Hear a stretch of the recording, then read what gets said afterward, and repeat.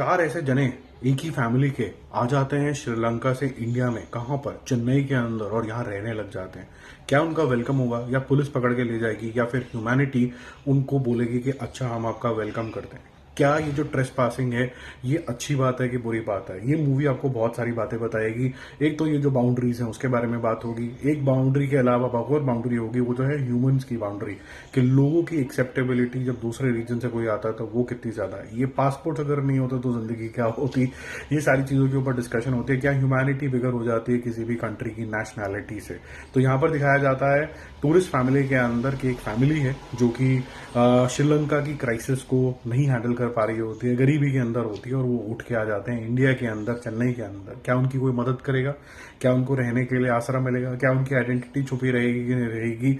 और जब वो यहाँ पर आ जाएंगे, जिस कॉलोनी के अंदर रहेंगे, वहां पर किस तरीके के लोग होंगे और वहां पर उनको किस नजरिए से देखा जाएगा? किसी को पता भी है कि नहीं है ये कौन है? यही सब झोल झाल को आपको प्रेजेंट किया जाता है एक अच्छे तरीके से, जहां पर आपको बहुत ज्यादा मेरे ख्याल से इमोशनल सीन्स भी दिखेंगे और लाइट हार्टेड मोमेंट्स भी मिलेंगे। अब ये आपको जज करना है कि इस तरीके के जो ट्रेस पासिंग है वो अच्छी बात है कि बुरी बात है, वो मैं आपकी सेंसिबिलिटी के ऊपर छोड़ देता हूं। बट यहाँ पर जो ह्यूमन एंगल टच किया गया है वो काफी एक इंटरेस्टिंग एलिमेंट है। हर थोड़े थोड़े टाइम बाद आपके पास कुछ एक लाइट हार्टेड मोमेंट आ जाता है। आपने तमिल मूवीज के अंदर देखा होगा कि जब ये लाइट हार्टेड मोमेंट्स होते हैं वो जबरदस्ती फोर्सफुल कॉमेडी होती है। यहाँ पर फोर्सफुल कॉमेडी बिल्कुल भी नहीं है। यहाँ पर आपको लगता है कि एक सेंसिबल तरीके से कुछ करने की, अचीव करने की कोशिश करी गई है।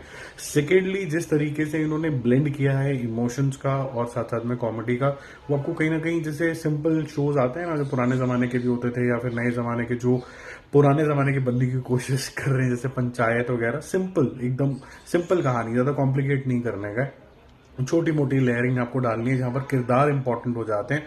और बीच में आपको, क्योंकि आप एक कमर्शियल सिनेमा दे रहे हो, तो एक शॉक भी दे देना।